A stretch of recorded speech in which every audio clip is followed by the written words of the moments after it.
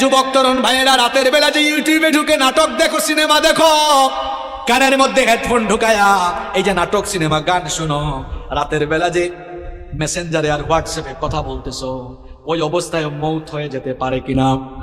আসতে বলবেন না, জোরে বলেন, মৌত হতে পারে কিনা? এই অবস্থায় যদি মৌত হয়ে যায় কি হবে? মুসলিম শরীফে নবীজি বলেছেন, ইউবাসু কুল্লু আবদিন আলা মা মাতা আলাইহি। মানুষ যে অবস্থায় মারা যাবে, ওই অবস্থায় তাকে কিয়ামতের দিন কবর থেকে উঠাবেন কে?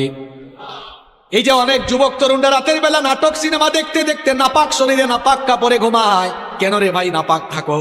এই নাপাক অবস্থায় মৌত হয়ে যেতে পারে কিনা? অনেক মানুষ আছে পেশাব করে দাঁড়ায় দাঁড়ায় পেশাব করে, তারপরে দেখা যায় পেশাব করে অনেকে ঠিক মতো পানি নেয় না, ইস্তেঞ্জা করে পবিত্র হয় না। এরকম আছে না নাই? এমনকি সবচেয়ে মজার ব্যাপার হলো, ওয়াজ শুনতে এসেছে, ওয়াজ থেকে যাওয়ার সময় রাস্তার ধারে পেশাব করে পবিত্র হয় না। এইরকম কারবারিও আছে না নাই? ওয়াজ শুনতে আসছে, যাওয়ার সময় নাপাক হয়ে বাড়ি ফিরে যাচ্ছে।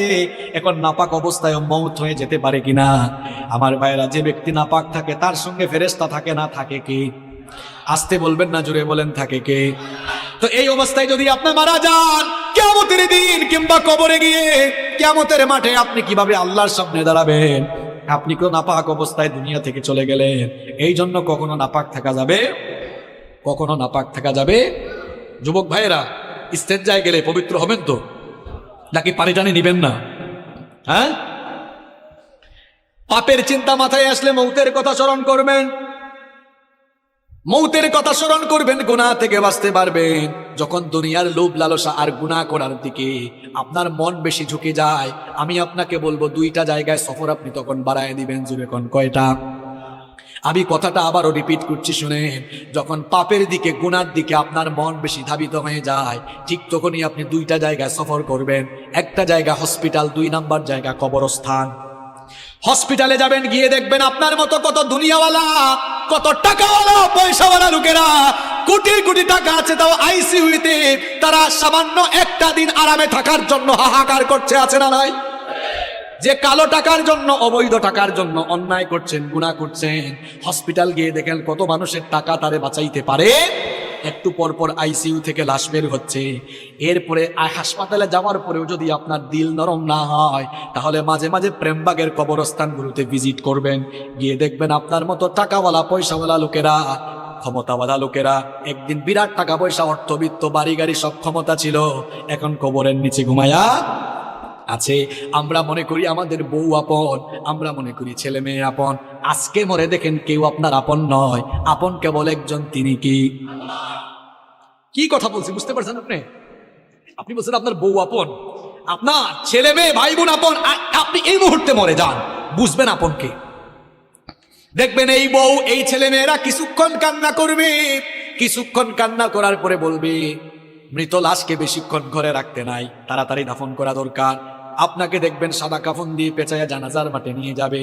যে ছেলে মেয়েদের জন্য, দেখেন একটু আগেই বলেছি কেউ আপন না, এই ছেলে মেয়েদের জন্য, বাড়ি গাড়ি করার জন্য, প্রপার্টি করার জন্য, সম্পত্তি কামানোর জন্য ঠিকঠাক নামাজও পড়েন নাই, অনেক সময় সঠিকভাবে আল্লাহর ইবাদত করেন নাই, যাদেরকে আপন মনে করেছেন, আজ তারাই আপনাকে নিয়ে কবরে চলে যাবে।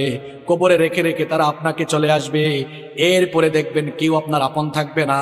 কবরে যাওয়ার পরে 2 জন ছাড়া আর কেউ আপন নাই, একজন হচ্ছেন আল্লাহ। এই জন্য কবরে ফেরেশতা এসে প্রথমে জিজ্ঞেস করবে, বোন নাম কি, ছেলে মেয়ের নাম কি? না, জিজ্ঞেস করবে মা। আর একটু জোরে বলেন, মা রব্বুকা। প্রথমে এসে বলবে তোমার রব কে। তাহলে বুঝে নেন আপন, আপন কে, সবচাইতে আপন কে? আমার যখন ফুরাবে দিন, আসবে গহীন রাতি, থেকো আল্লাহ এ জীবনে, হয় চির সাথী, আসবে গহীন রাতি।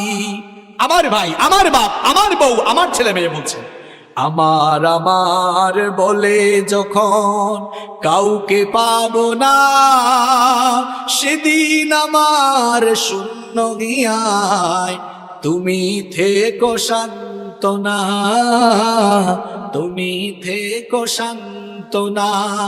আমার আমার বলে যখন কাউকে পাবো না, সেদিন আমার শূন্য হিয়ায়, তুমি থেকো সান্ত্বনা, তুমি থেকো সান্ত্বনা। আখির আলো নিভে যেদিন মনে আলো দিয়ে, আসবে না কেউ অন্ধ চোখে একটু আলো নিয়ে। সেদিন আমার, সেদিন আমার, সেদিন আমার অন্ধ চোখে তুমি আলোর জ্যোতি, আসবে গহীন রাতি। আমার যখন ফুরাবে দিন, আসবে গহীন রাতি। থেকো আল্লাহ এ জীবনে, হয় চির সাথী, আসবে গহীন রাতি। বলেন আমিন। একজনই আপন আর কেউ আপন না। আমার দাদার বাবার নাম জানি না। আপনি বলবেন হুজুর হঠাৎ করে এই কথা বলছেন কেন? হ্যাঁ, আপনি যে দুনিয়ার পেছনে ছুটছেন, ওই দুনিয়া যে আপনার নাম মনে রাখবে না, ওইটাই বুঝাচ্ছি আপনার। আমি আমার দাদার বাপের নাম জানি না, আপনারা যদি বলি আপনার দাদার বাবার নাম কি, শেষ গুড দেখাবেন। আমার দাদার বাপ 160-70 বছর আগে দুনিয়াতে ছিল। এখন 160-70 বছরের ব্যবধানে তার পরবর্তী প্রজন্ম তার নাম ভুলে গেল। ঠিক একই পরিণতি আমার আপনার হবে। কিসের পেছনে ছুটছেন আপনি? আপনার পরবর্তী প্রজন্ম দোয়া করা দূরের কথা, আপনার নামও মনে রাখবে না। আপনার 6-7 পুরুষ আগে কারা কারা দুনিয়ায় ছিল, নসব নামা, আপনি কি সবার নাম বলতে পারবেন? 2-1 বলতে পারলেও সবাই পারবে। তার জন্য কি করছেন? এত গুনাহ করছেন, পাপ করছেন। এই ছেলে মেয়ে, জায়গা সম্পদ, বাড়ি গাড়ি, আরে ভাই বাড়ির জায়গায় থাকবে, বাড়িওয়ালা থাকবে।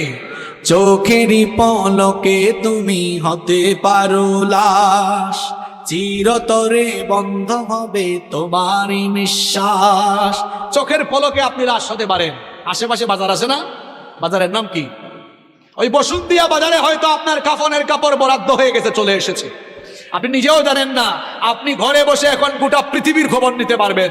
ঘরে বসে গোটা পৃথিবীর খবর নিতে পারলেও কার জন্য কাফনের কাপড় রেডি, কেউ এই খবর জানে না। যুবকরা বলবে হুজুর আমরা জোয়ান, আমরা বাঁচবো আরো। আরে ভাই, তোমার মতো কত যুবক রাতের বেলা বাড়িতে ঘুমায়, সকালবেলা তার লাশ বের হয়। Keep in your mind, there is no serial of death. মৃত্যুর কোনো সিরিয়াল নাই। পৃথিবীতে আসার সিরিয়াল আছে, পৃথিবীতে আসার সিরিয়াল আছে, যাওয়ার কোনো সিরিয়াল নাই।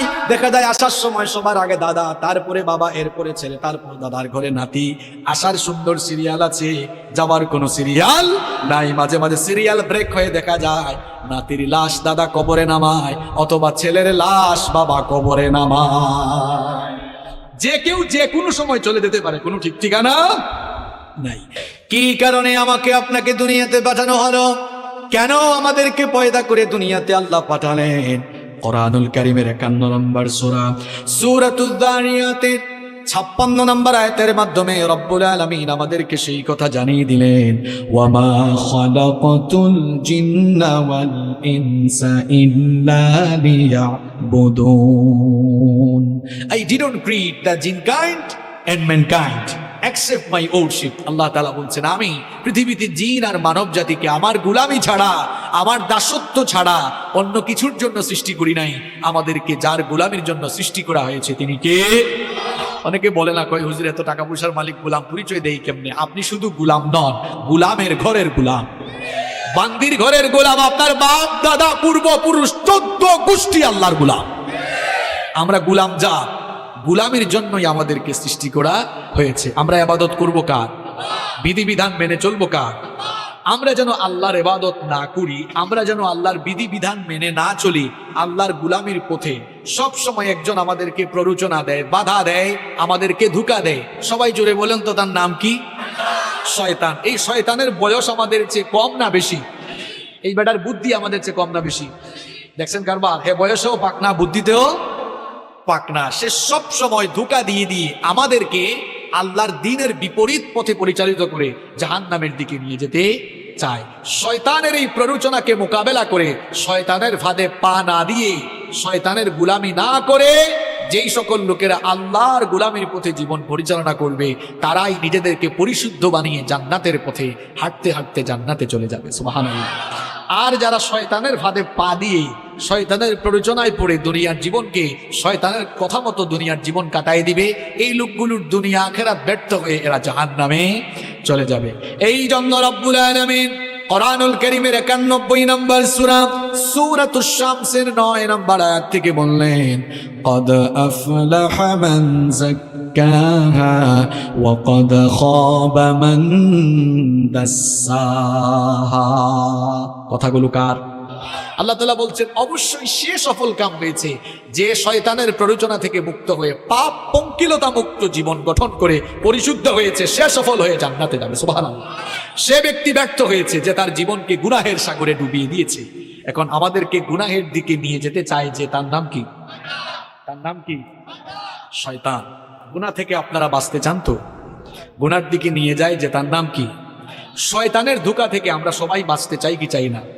যুবক, তরুণ, ছাত্র, আমার বাবার বয়সী সম্মানিত চাচারা, আমার মায়েরা, বোনেরা, আমরা সবাই তো গুনাহ থেকে বাঁচতে চাই। কারণ গুনাহ থেকে বেঁচে না থাকলে, শয়তানের ধোঁকা থেকে বেঁচে না থাকলে আমাদের দুনিয়া আখিরাত উভয়টাই নষ্ট হয়ে যাবে। এজন্য আমরা প্রত্যেকটি মানুষ গুনাহ থেকে, প্রত্যেকটি মুসলমানই নিজেকে বাঁচাতে চায়।